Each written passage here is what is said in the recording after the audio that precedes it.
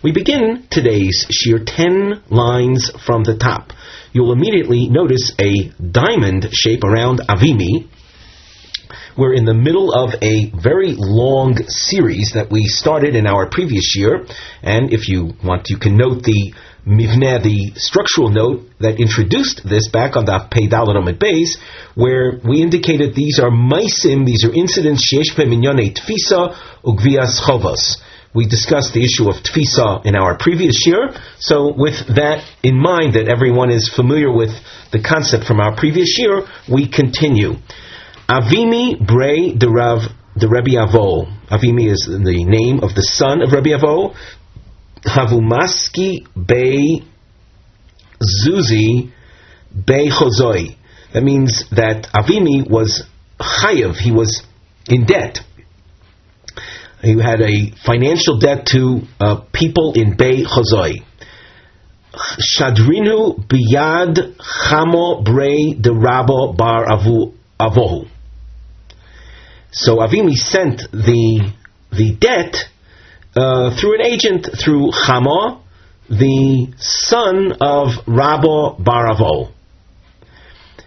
Ozal parinhu. Chamo, the agent, he went and paid the debt. Omar luhu. So Chamo then said, Havu li shtora. The people in Bei Chozoi, so they had a document indicating a loan, meaning they had a bill of collection. So once the debt is paid up, Chamo is requesting that they return, that they hand him the bill of collection. Of course, no one wants to pay up a debt and have the bill of collection still outstanding, enabling them to collect the second time. So he wants the shtar, the bill of collection, returned. Omru lei. So the people in Bei Chozoi told Chamo, you should know the money you just paid is not the money that's in the bill of collection. Sitroi ninu. Sitroi means literally from the side, meaning it's a separate loan. It's an outside loan. It's, in other words, Rabbi Avimi had been in debt to us for another loan as well, a milva al peh, an oral agreement. So that which you paid was to cover that particular debt. Also lekamei de Rabbi Avo. So this case came to Rabbi Avo. Omar lei. Is loch sadi de paratinu. Rabbi Avo asks Chamo, do you have witnesses that you actually paid them money? Omar lei lo. Chamo says, no, I don't have any witnesses to that effect. Omar lei. So Rabbi Avo gives him the bad news. Migu di'acholim loimar. Since, migu means since they could have said, lo hoyu dvar me'olam. They could claim, we didn't get any money. Yecholim nami lemeimar sitroi ninhu. They can say that, yeah, we got money, but it was for a separate debt. So that what they're in effect saying, you had better believe that the money we took from him was for a separate debt, because we could have, if we wanted a lie, we could have said something else that you would have believed, namely, lo hoyu dvarim me'olam. And that's all because there were no witnesses that saw a payment. If there were witnesses that had seen a payment, they wouldn't be able to say, lo hoyu dvar me'olam, that we never got anything. Alright, so from their standpoint, they are still going to demand a second payment because of the shtar that they're still holding on to. They still have that potential. There's another problem here. Chamo, the emissary, the agent, you might say he didn't do his job in a maximally effective way. And what do we mean by that? Maybe the shaliach, Chamo brei de Rabo bar Avo, should have insisted on first getting the shtar before handing them the cash. So as a shaliach, maybe we'll say he messed up and that he will have to compensate Avimi for basically causing Avimi a loss. Le'inyan shlumi shaliach mai, regarding reparations or compensation that the shaliach, the agent, will owe the one who sent him, namely Chama. What's the story there? Omar Rav Ashi Chazinon, we evaluate. I Omar Lei, if the instructions were as follows: if Avimi told Chama, Shkoil shtora v'hav zuzi, first take the shtar from them and then give them the cash, mishalem. Then for violating his instructions, he has to compensate the shaliach, the emissary, the agent has to compensate the one who sent him. However, if the instructions were hav zuzi ushkol shtora, give them the money and then take the shtar, lo mishalem v'lo midi. He won't be expected to pay anything because he did what was upon him. He gave them the money. He was willing to take the shtar. They just didn't give it to him. The Gemara rejects this. The Gemara rejects Rav Ashi's ruling. Velohi benkach ubenkach mishalem. Regardless of what order the instructions were given in, the agent is guilty for not having done a job in its maximum way. The Omar Lei, the one who sent him, the Mishaleach, can say to the agent, Liskuni shadartich velo lavisi. Literally, I sent you. Shadartich means I sent you. Liskuni means letakein, to make things good for me. I sent you, and not to mess me up. What that means is that an agent doesn't work like a robot. That if he was programmed with instructions in a specific order, so that's all he's expected to do. But rather, he's sent as a human being with intelligence and should, process the information and work in the best interest of the one that sent him. And that he didn't do by paying the cash before getting the shtar in return. So the Gemara's conclusion is that the agent is guilty here to compensate Avimi for his loss. Now another story. Hahi itza, there was a woman, dahavu mifkedi gabo meluga dishtori. Mifkedi means there was entrusted by her a meluga dishtori. Meluga is a vessel that contained, in this case, contained shtoros, contained documents, bills of collection.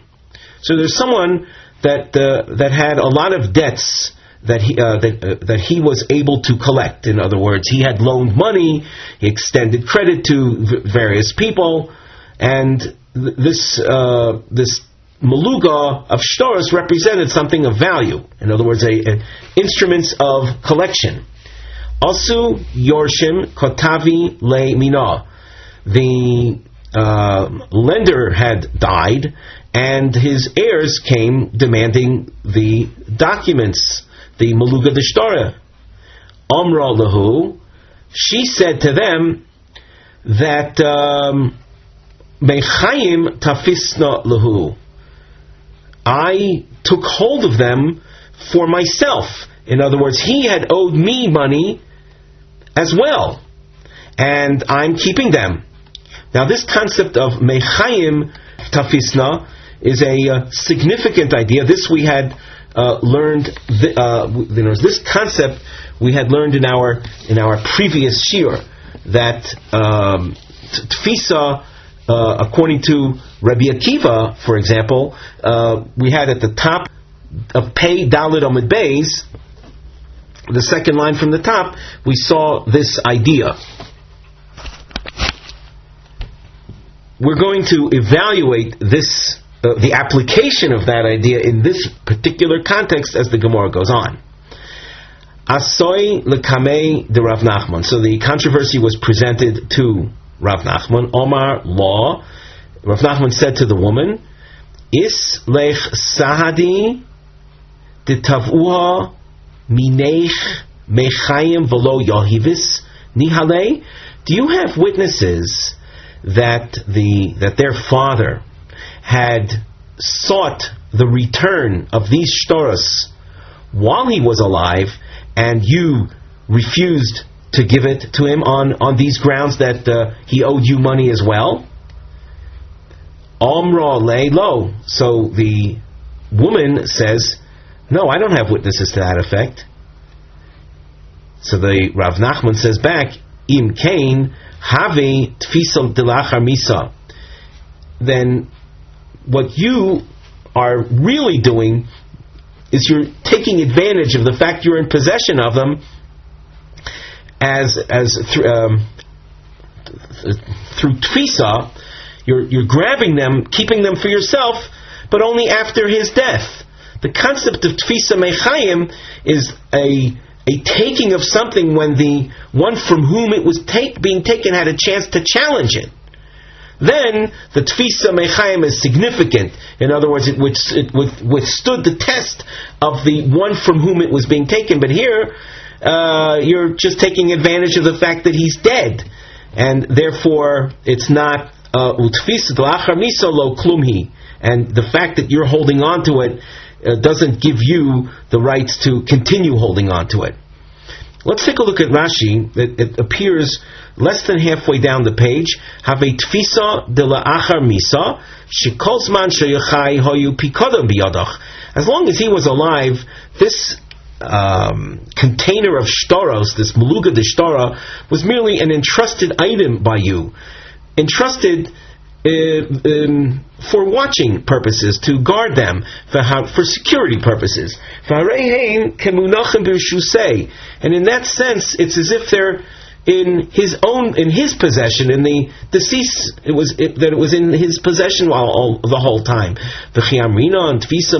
When we speak about tfisa mechayim being effective, kigon shirau korov lamus, that the deceased was seen prior before his death, just before his death. V'tafas metat l'shem chovo, v'lo hoyu pikodem biyado, and where the creditor had taken hold of articles in payment of a debt, but and not that they were in his possession for the purposes of watching them. So we continue in the Gemara with a new case. Hahi itza the chayva shvua beidina de Rava. There was a woman that was obligated to take a vow. In other words, vows are taken when someone is attempting to collect money, and the party from whom the money, the debt is trying to be collected, we'll call it the debtor, the one who owes the money. So they are denying that they owe the money. So when a person denies an attempt to be collected from, in order to back up his claim, they would have to swear, I don't owe you anything. So you have a woman like that needed to take a shivua in the basin of Rava. Omra lei bas Rav Chisda. Rava's wife said to her husband, to Rava, let me correct myself. Omra lei, the wife of Rav Chisda said, Yodana ba de chashuda ashvua. So she says, as we said to Rava, she says, I know that woman is capable of lying even through a shvua. In other words, she would take an oath, but it would be a lie. Well, what do you do then when you have a shvua? Taking an oath is a very powerful tool, but when its effectiveness is brought into question, so what do you have left to do? There's a following method. Afcha rava l'shvua ashe kenegda. So there's this is the rule that when you have someone that is suspect in lying, you then have the right to switch the shvua to the other party. In other words, to the one who is trying to collect. The basic format for shvuas is that the one who is denying is the one that has to take the oath. However, when the one that would be taking the oath is suspect of lying, so we enable the party that's trying to collect that they would take an oath that the money is owed to us, and that we haven't been paid. Zimnin, on another occasion, Havu Yasvi Kamei Rav Papa Rav Ado Bar Matona Aisu Hahushtora Gabe. A document was brought, a bill of collection was presented to Rava in his court. Omar Lei Rav Papa mentioned Yodana Bey the Shtora Priyahu. I know that this shtar that the holder is trying to collect with it, that it's a shtar that has been paid up already. Omar Lei Iko Inish Achrino Bahadei Demor. Do you have someone else with you that can testify to that effect?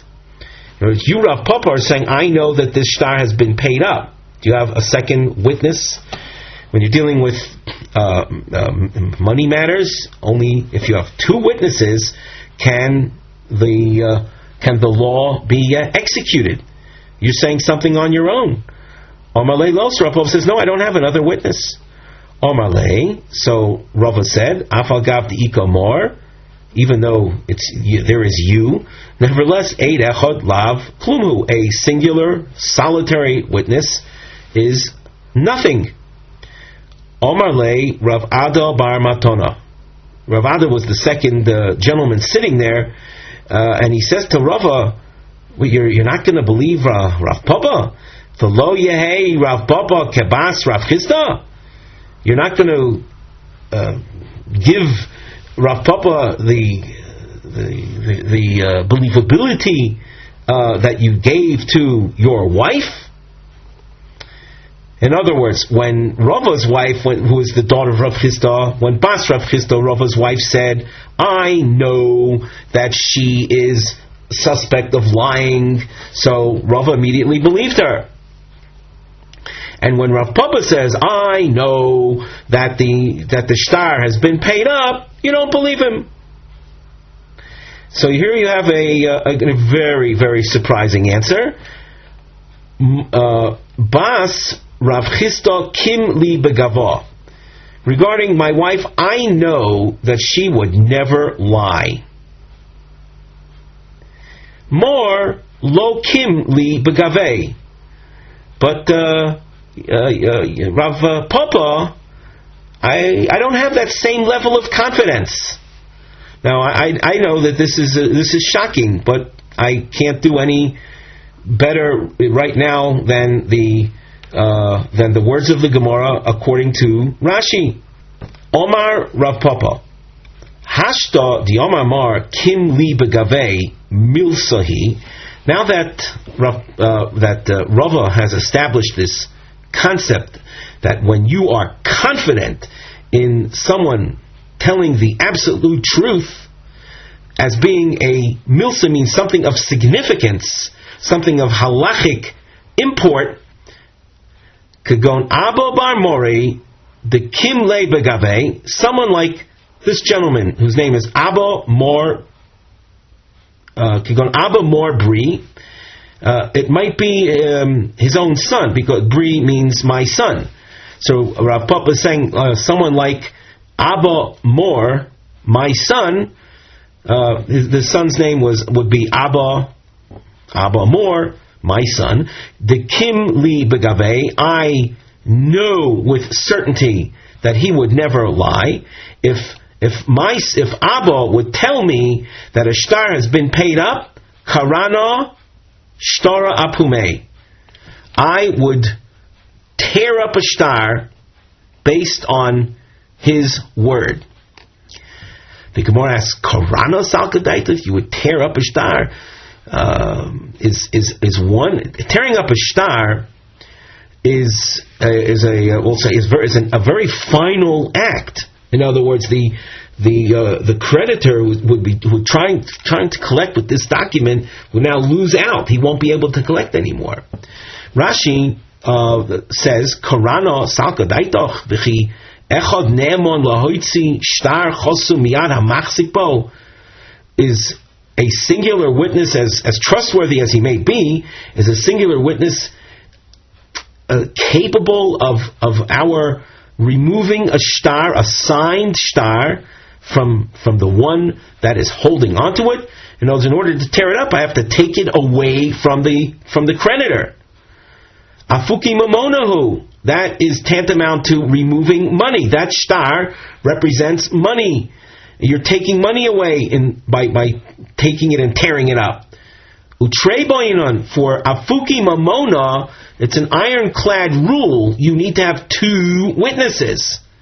Up till now, for example, with the Bas Rav Chisda, it wasn't a function of taking away money. It was a function of redirecting an oath from someone that was suspect of taking an oath, but we weren't taking money from so-and-so. So, what does Rav Papa mean when he says that based on Rava's rule of Kim Le Begave, I would do something based on on Abba Mar's word? Ella, rather, Marana Shtara Apume. Marana means to weaken. In other words, if someone comes into my court trying to collect money with that shtar, and Abba Mar would tell me that the shtar has been paid up, I won't help the guy to try to collect the money. Hahi Itza, another story, the Ichaiva Shvua Bei Dino de Rav Bevai Bar Abaye. There was a woman that had been obligated to take an oath in the Beis Din of Rav Bevai Bar Abaye. Before we continue, just a word about this incident. It's going to be introducing a topic that we have on the side under our nosei, our topic heading, I chayshinon lemechsi keshikra ba'arichas shtoros. Do we concern ourselves with the creation of a false impression? Mechsi keshikra means giving the appearance of a lie when it comes to the preparation of documents.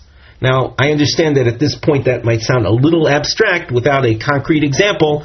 That will Amir Hashem see as we go on in the Gemara. So in the meantime, we have a woman that is obligated to take a shvua. Why, we explained earlier a situation that would warrant an oath being taken, where she denies owing money to some claimer. So the one who was claiming the payment that she is denying, Omar Luhu Ahu Baldin, the litigant that was opposing her or was trying to collect from her, and she was denying. So the Baldin says, Teisi v'tishtaba b'mosin, I want her to come and swear in our town, Efsher de Michsefa umoidia, because she would be in a place that people know her. She would be, mitzvah means be embarrassed. She would be embarrassed and she would opt rather to pay.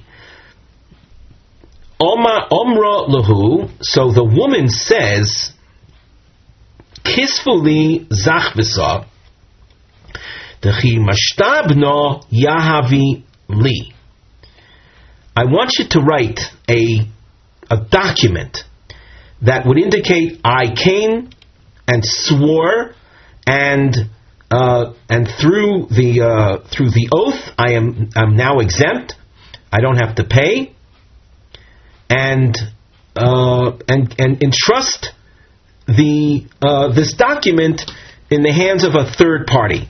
That I'm adding that comment based on the Tosfos read that you see on Omid Beis, where he says that she understands that she can't get the document now before she takes the oath, but she wants to have it written up ahead of time, and that's a very important point. Have it written up ahead of time and give it and entrust it in the hands of a third party. The Tosfos read calls a ne'emon, biyad ne'emon is a third party. So what you have is a situation of a woman that hasn't sworn yet, but a document will be written up indicating that so-and-so lady came to our court and she swore that she doesn't owe the money. And that would all be written up in the past tense when it hasn't taken place yet. Omar Lahu Rav Bevai bar Abaye Kisvula. So Rav Bevai said, have it prepared, write it up. Omar Rav Popi.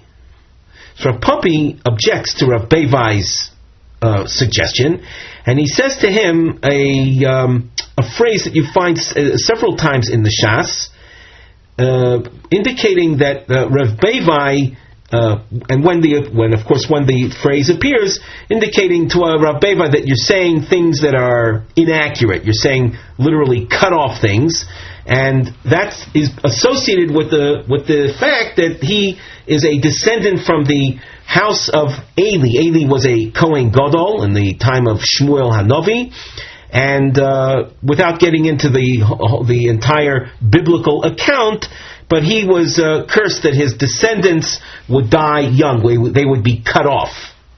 There's another explanation that Rashi gives, but this is the first one he gives, and it's seen in numerous places. So Rav Popi says to Rav Bevai, Mishum da'asisu mimuloi, because you come from muloi, or people that are cut off.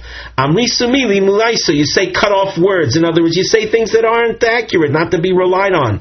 Ha'omar Rava. Rava says, Hi ashar sudedaini. Rava speaks about a different case, but the principle will be the same. A ashar sudedaini is a court verification where three judges sign at the bottom of a contract or of a document that the document is honest. It's not a forgery.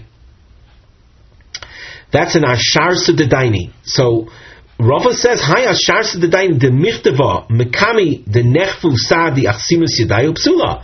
If a court verification is signed, is written up, the text of a court verification is written, and it would read that we, the judges, saw the signatures on this particular document, and they are not forgeries. Now, if you would write up that document before, Mekami, the Lashon of the Gemara was Mekami, before, and we dashed underline, because that's the key point here, before the witnesses verified their signatures, that's Mekami de Nechvu Sadi.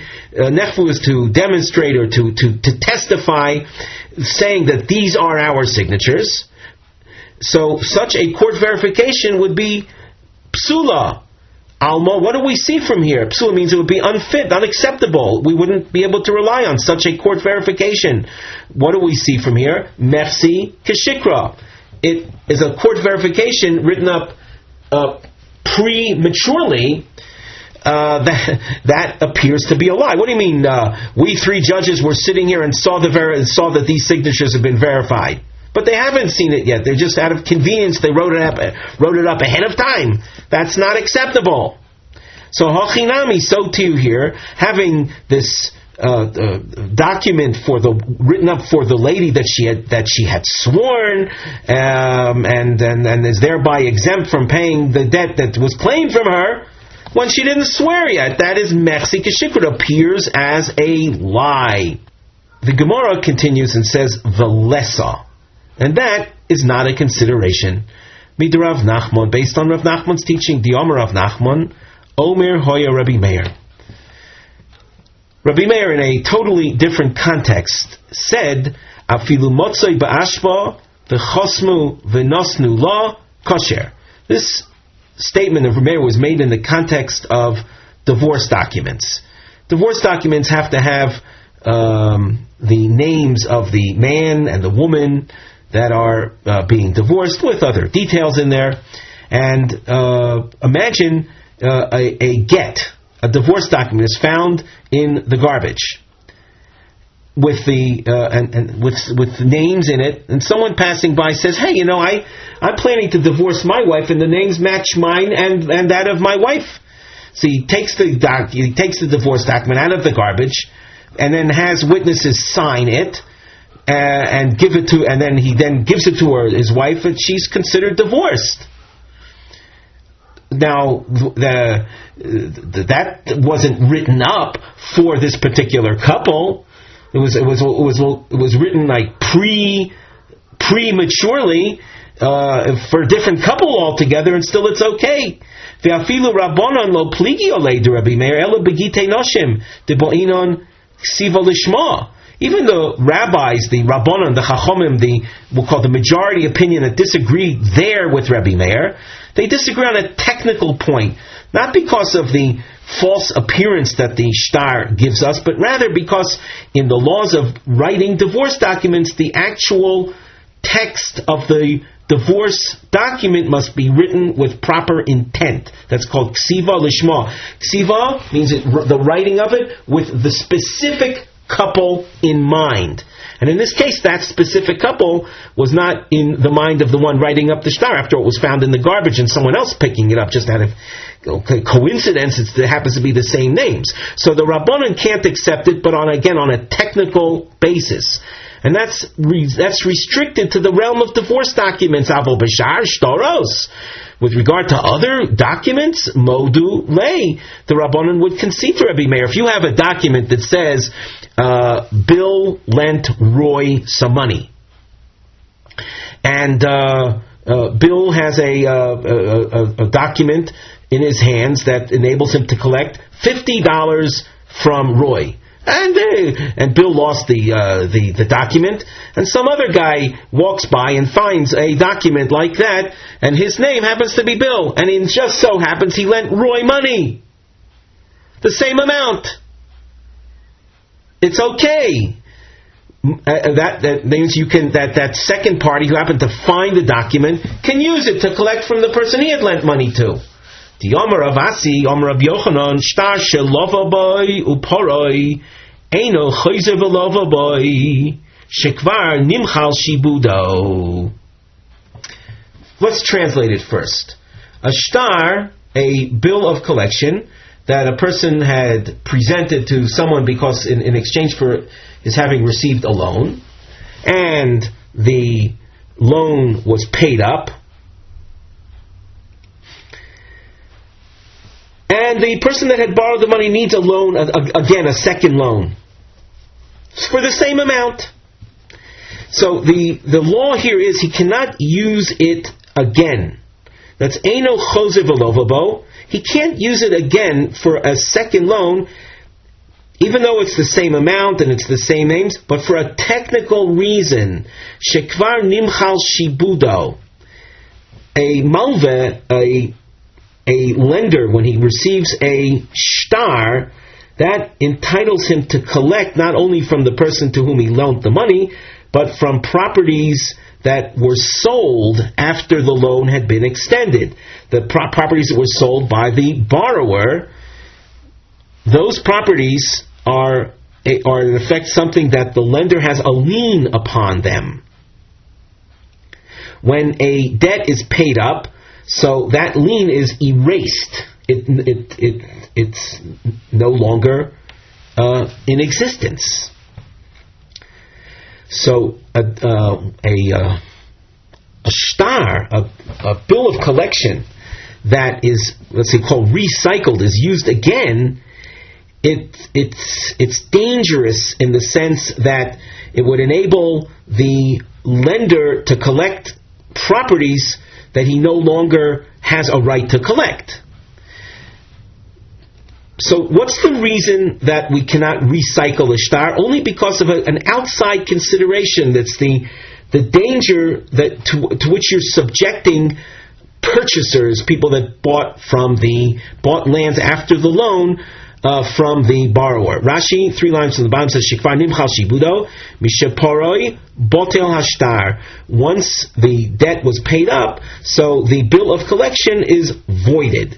V'nimtzeis milve hashniya milve al peh. The second loan that the borrower needed to take would be without the writing up of a brand new shtar. Would be essentially an oral agreement. And oral agreements, v'eina goyvim min halekuchos. Oral agreements cannot be collected from people that purchased land from the borrower. That's a rule. A milva b'shtar creates a lien on his properties. A milva al peh, an oral agreement, there is no lien on properties. So we point out, Taimo de Nimchal Shibudo, the only reason with this called the recycling of this shtar is because the liens were cancelled or finished. Avol merci, we continue at the top of Amud Beis, le keshikra, but as far as a false appearance, lo chayshinon, that doesn't bother us. What's the false appearance in the case of the loan? Very simply, the recycled shtar is a shtar that was not written for this loan. We would have used it if not for the fact that we're worried about the purchasers, the lekuchos, the lien issue. But the basic idea of having a document that doesn't reflect the absolute, the absolute truth, that itself doesn't bother us. Rashi continues at the top, lo chashinon im lo sheyesh bedavar bitol shtar gomor. Okay, so now with that having been said, what do we see? We see that the attack that was made by Rav Poppy on Rav Bevai would seem to have been unjustified, because in the final picture, Rav Poppy's objection was called merci keshikra. But we see from the end of this Gemara, as the Gemara said on the fourth wide line, Valesa, we don't worry about merci keshikra in preparing documents based on Rav Nachman's teaching. So as far as the woman was concerned, she wanted to have a document written up prematurely before the oath was taken. That would have been okay. No one would have lost out by that, because that document would have been entrusted anyway to a third party until she actually had taken the oath. And after she took the oath, she would get this, we'll call this receipt of her having taken the oath. We continue in the middle of the top line of Amud Beis with a marking that draws our attention to the Mivneh structural note. And you'll note that from this point till about halfway down the page, we have Gimel Mikrim, 3 cases in Mivnim Domim, with very similar structures. B'chol echad mehem hoya hafkada shel pikadon bal erech. In each one of the cases, you see, we have a double underline which highlights entrusted articles of value. So we'll go back to this note of just looking at the Gemara itself. Top line, you see the Afkid Shev Marganisa. There was an article. What was entrusted in that story? 7 Marganisa, 7 pearls, something of value. On the next story indicates the Afkid Kosa de Kasva. There was the entrusting of a silver goblet, also something of value. And the third story is the Afkid Metaksa. There was Metaksa is an expensive fabric, an expensive type of garment, a garment made of an expensive fabric, possibly of silk. 3 expensive items are featured in these stories. And we continue in the note on the side. Vashomer Shochiv. You'll see a trapezoid or volcano shape in each one of the stories. The Shomer, the one to whom the items were entrusted, dies suddenly. V'lo osa tzava, and he never issued a will, or more accurately, a tzava is generally speaking a will, but it means instructions of what to do with the various items that are or were in his possession. Ubechol mikre, in each case, nifsak loseis la toiveya. The ruling is, give it to the one who's claiming the item. V'lo amoron elo da tovea lohoya rogil etzlo. You'll notice this another marking, a dashed underline. You'll see this in each one of the stories. The halacha of giving it to the one claiming it is true only if he was not a regular visitor by the shomer, by the guard, the one to whom it was entrusted. So for reading purposes, it's important for us to, maybe we'll read a little slower the first story, but story 2 and 3, there's no need for us to translate each one again and again, this basically the same words. The only basic thing that's changing in these stories is the item that was entrusted. And in Gemara markings, we often use markings just for the sake of showing similarity in structure between different pieces of Gemara. And here is a classic example of that. So now we continue on the top line in the middle. Ahu Gavra, there was a man, the Afkid Shev Marganisa, that had entrusted 7 pearls, the Tsairi Bisadina, and they were tied up in a sheet. Bei Rebbe Mesha Bar Braid Rebbe Shoben Levi, and they were entrusted to into the household of this gentleman, Rabbi Mesha. Shochiv Rabbi Mesha. Velo Pokid. Rabbi Mesha died suddenly, and he didn't issue any instructions. Asu Lekamei the Rabbi Ami. The case came to Rabbi Ami, where the owner came to collect from the heirs, and the heirs were saying, "What are you collecting this? Maybe it belonged to our father." Omar Lei. So Rabbi Ami says, Chada. Point 1, Diodana Bey Rabbi Mesha Bar Braid Rabbi Shoben Levi Delo Omid. First of all, I know that he was not a man of means. He was not a wealthy man.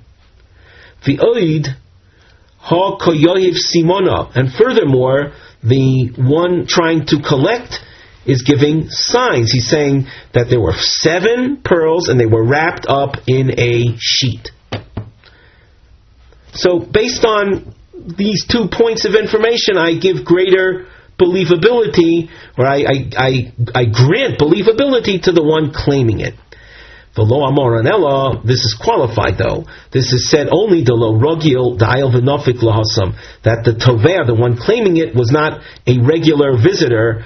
Ayil v'nofik means go in and go out from there, from Rabbi Mesha's place. Aval rogil da'il v'nofik lahasam, if he was a regular by Rabbi Mesha's place, Ema, I could figure in Shachrino Afkid, it was entrusted to Rabbi Mesha by someone else. The Ihu, and this guy claiming it, Mechsa Chaza, he happened to see it, he placed his eyes upon it, his feelings of desire overcome him, and he wants to claim it for himself as his own. So, if those factors are in place, that the guard, the one that was to whom it was entrusted, was not a man of means, and in this particular story there were even signs that the tovea, that the claimer was able to provide, and that the claimer was not a regular by the entrusted one's home, we can give it to him. Hahu Gavra, the Afkid Kosa the Kaspa Bei Chasa. There was a man that had entrusted a silver goblet to the home of Chasa. Shachiv Chasa v'lo pokid, he died, didn't give instructions. Also l'kamei Rav Nachman, the case came to Rav Nachman, Omar lahu, Rav Nachman says, Yodana Bei b'Chasa d'lomid. First of all, I know that Chasa was not a man of means. V'yoid ha koyoiv simona, and the person trying to claim it actually gives a description of the item, indicating that he must be the owner of it. V'lo amor anel de la rogil de ayol v'nofik la'asam. Avol rogil de ayol v'nofik la'asam. Eimari nishachrino afkid ve'ihu mechse chaza. Hahu de afkid metaksa bei Rav Dimi achvo de Rav Safra. A person had entrusted a silk garment, something of expense, of value, to Rav Dimi. Shachiv Rav Dimi v'lo pokit, died without leaving instructions. Also l'kamed Rabbi Abba, the case came to Rabbi Abba, Marlu Chada for point 1, Diodana Bei Rav Dimi de lo omid.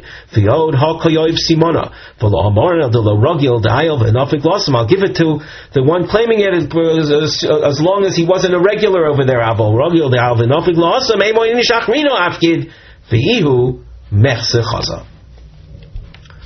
And now we have a new story, and on the side of the Gemara we have a topic heading, Hamachalek Nechosov Leploni V'nokat Bishmo Tuvya. Someone is dividing his property. It seems that the person was anticipating his death, so he's dividing out his properties, and he indicated that he wants to give something to Tuvya. V'lohoya boru le'ezet Tuvya iskavein. And it wasn't clear which tuvya he had in mind. How can we decide to whom to give. The Gemara. Ahu de Omar lahu nechasai l'tuvya. Someone that said, I want to give my property to Tuvya. Shachiv. So the man died. Also Tuvya, and Tuvya came in. HaRav Yehonasan bought Tuvya. Here he is. Here's Tuvya. Omar Tuvya, v'asa Rav Tuvya. The deceased had said that he wants to give his properties to Tuvya, and someone who is known as Rav Tuvya, Rabbi Tuvya, walks in. So we say L'Tuvya Omar, L'Rav Tuvya Lo Omar. The deceased said he's giving it to Tuvya, not to Rav Tuvya. The Inish de Gaius Bay, if the Rav Tuvya that walked in happened to be someone that was very close, very friendly with the deceased. Rashi uses the expression roguletzo, means he was common by him, but common in the sense that they had a very familiar relationship, very friendly relationship. The Ha Gispe, then Rav Tuvya for this guy becomes Tuvya. They're on a first name basis. He would call Rav Tuvya by his first name, simply as Tuvya. So when he said, give my property to Tuvya, he had in mind Rav Tuvya. The only reason he didn't say Rav Tuvya is because of Gis Bey. They were very close with one another. Asu Shnei Tuvya. Two people named with the same name come in. Well, who do you give it to? Well, Shachin v'Talmud Chacham, Talmud Chacham Kodem. If it was a neighbor and the other party was a Torah scholar, you can rest assured that the deceased had in mind to give it to the Torah scholar. Bear in mind that these are cases where we don't have anything else to go on. All he said was give it to Tuvya. And these two people, let's assume we don't have any other information. So who should we give it to? So we say give it to the Talmud Chacham. And now Rashi points out, Talmud Chacham Kaidem, the Mistama, we're looking at Rashi about a third of the way down the Rashi commentary, the Mistama Odom Matstik Maisov Lizkois B'Shas Misa. A person, before he dies, you can assume wants to gain maximum merit. What does a person take with him to the grave? What does a person take with him to the world to come, to the next world, to the world of eternity? He takes with him merits, mitzvos. He takes with him the mitzvos that he performed in this world. He doesn't take with him his luxury automobiles. He certainly doesn't take with him the real estate that he purchased and invested in during his lifetime, and he doesn't take with him even his friends and not his family. He takes with him his merits. So a person, before he dies, would want to achieve maximum merit. Well, how do you do that? Well, in this particular case, he was distributing his property to Tuvya, and one of the two Tuvyas happened to be a Talmud Chacham. And Rashi goes on to say, Diyomar Mar, quoting the Gemara in Brachos, Rashi points out, Kol Neviim lo nisabdu elo lemahane talmidei chacham minichosov. The prophets are full of prophecies of let's see, wealth and opulence, of great fortune. To whom? To those who benefit Talmidei Chachamim, who enable Talmidei Chacham to benefit from their properties. In other words, and when we speak about the Nevuos talk about we'll call the prophecies of the world to come, of total good. For whom were those prophecies stated? For those that enable Talmidei Chachamim to benefit from their wealth. So this person who was about to die, you can assume he would have had in mind giving it to Tuvya, who was a Talmud Chacham. Another case that could arise here with the Tuvya story, Korov v'Talmud Chacham. Imagine a relative comes with the name Tuvia, and a non-relative by the name of Tuvia, who's a Talmud Chacham, comes. Again, Talmud Chacham Kaidem, for the same reason. Ibayalo, what about, we'll call the two losers in the last two cases? We saw the Shochein losing to the Talmud Chacham, we saw Korov losing to a Talmud Chacham. What happens if those two come? Shochein v'Korov mai. Who do you give it to in that case? A neighbor versus a relative. The relative who is not a neighbor. Toshma, we have a pasuk that says, Toiv Shochein Korov me'ach rochok. Literally, better is a near neighbor than a relative that is distant. I'm not saying a distant relative because the pasuk uses the word ach, it's a brother, but a brother who lives afar. So that we see from this pasuk that a person would be closer and having this legal ramification, be closer to his neighbors than even his own brother who lives afar. What happens in this case? Shneim, the two tuvias that come as krovim are both relatives. Shneim, shchenim, both tuvias are neighbors. Ushneim chachamim, or both of them are talmidei chachamim. You have two tuvias, both of equal standing. What do we do then? Shuda dedaini. Rashi, Shuda dedaini, hatolas hadayonim. Rashi translates Shuda means it's for the dayanim to hatolas, for them to literally to place matters. Lefi ma shiur hadayonim, according to what the dayanim see. Shayadarko shalmeis lekareves zeh yoser mizeh. The deceased was closer, seemed to endear himself to one of the two more than the other. Give it to him then. Oy mi shebishneim toiv v'noyeg b'derech yishora. Or you have the two of them, but one of them is a better person. Shiesh lomar bo niskabin hameis lizkais. Giving the property to a person who behaves, whose behavior is nicer, that would be a greater source of merit to the deceased if it was bequeathed unto him. So in seeking out merit, he would give it to the party that was a finer individual. We continue in the Gemara. You notice that we have a slash mark indicating that as we go on, a new trend of thought appears. Before we continue with the text itself, we glance at the side, the topic heading, HaMoicher shtar choiv lechavero. A person had lent money, and when lending money, the borrower gives the lender a shtar chov. He gives him a document, called that a bill of collection, and entitling the lender to collect the debt at some point. The lender didn't want to be bothered, whatever reason, he needed instant cash, and the loan wasn't due yet, whatever the case is, he sold the bill of collection. He sold the debt. What happens inevitably when you sell a bill of collection, the face value of the loan was, let's say, $100.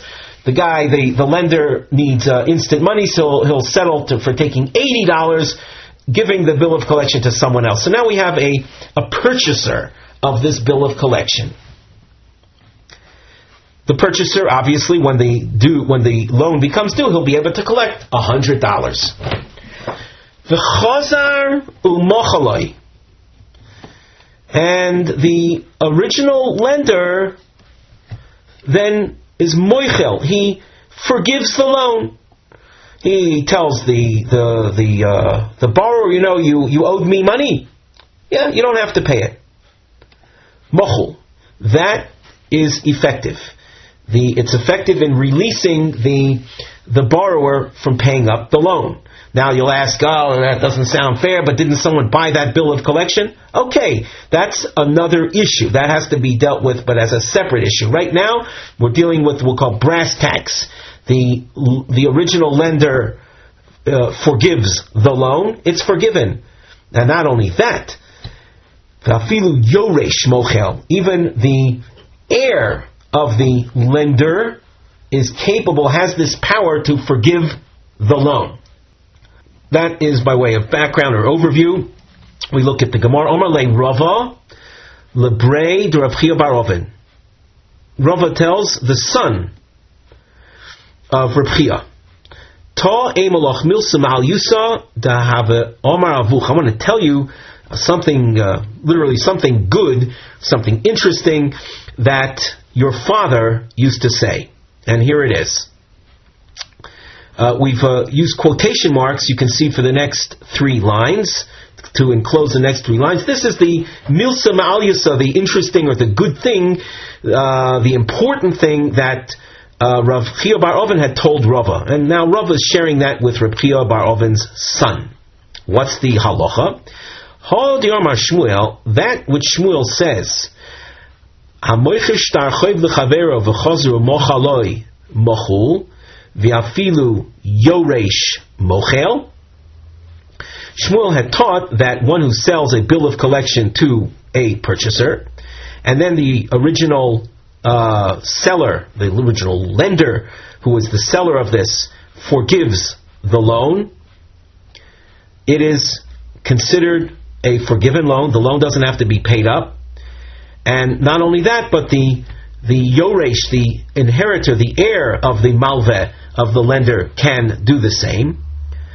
Moide Shmuel, b'machneses shtarchoiv l'bayla v'chazru mochlosai, a woman who gets married, a woman to whom money was owed. And she gets married, bringing into the marriage this bill of collection. That's called, she's machneses shtarchov to her husband. It then becomes included in the properties that a woman brings into a marriage. V'chazro machlaso, and then that woman who is now a married woman, she states mechila, the forgiveness of the loan. Shmuel concedes in this case she'eno mochel, the loan is not forgiven. She is not the sole owner of that loan. Because the husband, when a woman gets married and brings properties into the marriage, the husband becomes an equal of the wife with regard to those properties. So that's what Rava had heard from Rav Chia bar Oven, namely that even though Shmuel grants mechila powers to the malveh, not so in the case of a woman who was once a malveh and then got married. Krevse, the Rav Nachman, a relative of Rav Nachman, Zavinta l'ksubosa b'toivas hana. The ksuba is a marriage document. It's of a financial guarantee given to women when they get married, entitling the women to collect a minimum. There's a basic amount of money. We've referred to this many times in the Masifta, Monam or Sayim, 100 or 200 zuz. There might be a tosefis additional amount that a woman collects in the event that she is divorced or becomes a widow. Now, the story here features a married woman. This is a relative of Rav Nachman's family that sold her ksuba b'toivas hana, means she sold the ksuba rights for tovasa, means for a relatively small amount of money relative to the face value of the ksuba. Let's just use round numbers. The face value of the ksuba was $200, but the idea that would be paid is contingent upon either the woman becoming divorced or the woman's husband dying. If she dies first, so there's not going to be any payment made. So she sells the ksuba rights to some outsider, and what happens is that the outsider, let's say, takes over the position of the woman. Will the outsider collect that ksuba? Well, it's a risk. Will the husband predecease the woman? If that be the case, so instead of paying the woman, it will be paid to that outsider. But it's a risk. Maybe the woman would die first. If the woman dies first, so that outsider is not going to get any collection. That's why he's not going to, for a ksuba worth $200, he's not going to pay $200 for that. He's going to pay a smaller amount of money. That reduced amount of money is called toivas hana. Igrisha, the woman was divorced. Ushchiva, and then the woman died. Well, if the woman was divorced, that means she was in the position to collect the ksuba. But now, in the meantime, someone else had bought it from her beforehand. So they're coming to collect the ksuba. Asu, the ones that bought the ksuba came, kotavi lo lebarta. They came to collect the ksuba from her daughter. Rashi, Hachi Garsina, we're looking at Rashi toward the end of the Rashi column. Hachas osu tavi lo lebarta, osu lekuchos, the purchasers of the ksuba came, v'kotavi lo lebarta, habo ligvois ksubas imo me'aviha. The daughter of the deceased woman was, being that the woman had been divorced, there was money owed her, but she didn't collect it. She died before she was able to collect it. So her daughter, who is her heir, comes to collect instead. So the daughter comes to collect, and she's coming to collect from her father. V'lirash haksuba mikoch imo. She's coming to inherit the ksuba through her mother. V'elu bo'in litoil oisahimen. And these purchasers are coming to get it from her. Lomar, with the claim, imoch mochra lanu. Your mother had sold the ksuba to us. We continue in the Gemara. Omar Lahu Rav Nachman. Bear in mind that this story involved a woman who was related to Rav Nachman. That was we saw just the line above. Kravsei the Rav Nachman. This is a relative. The woman who sold the ksuba was a relative of Rav Nachman. So her daughter is also a relative of Rav Nachman. So Omar Lahu Rav Nachman. Rav Nachman speaks. He speaks out into the air. We'll say, he says, "Leka de leisva lo eitza." Is there no one that's going to give her, meaning our relative? Is there no one that's going to give her an eitza, a piece of counsel? We continue at the top of Daf Pei Vav. Tezel v'tichlo l'ksubaso de'ima l'gabi avua. Let the girl simply forgive the ksuba. The ksuba was a type of we'll call debt if you want to use terms like a loan, so it's as if the mother, I say as if, it didn't really happen, but it's as if the mother had loaned the father money. What do we mean by that?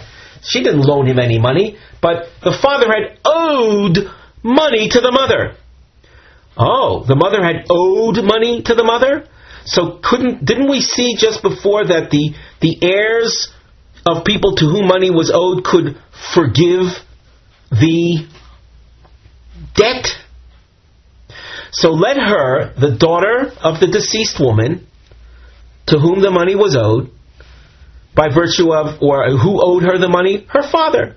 Let the heiress forgive the ksuba debt that was owed to her mother, forgive it to her father. In other words, her father then would keep the money, and when the father dies, the girl will vatir samine, and the girl will inherit that same amount of money from her father.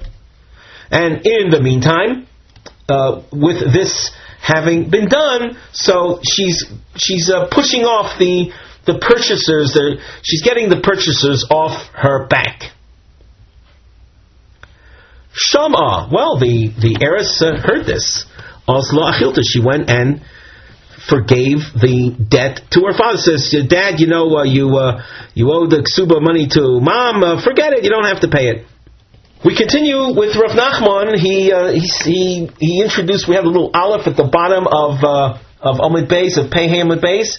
That was the first stage of Rav Nachman's talking regarding this story. Now Rav Nachman continues. Omar Rav Nachman, Asinu atzmeinu ke'orchei hadayonim. Rav Nachman figuratively kicks himself and says, we made ourselves like Orchei Hadayanim. Orchei Hadayanim are people that plan out legal strategies, legal claims for a particular party against another party. It's not the party themselves that are claiming what they're claiming, but it's an outsider helping them out. That's, in the eyes of our tradition, something that is unacceptable. It's certainly not proper.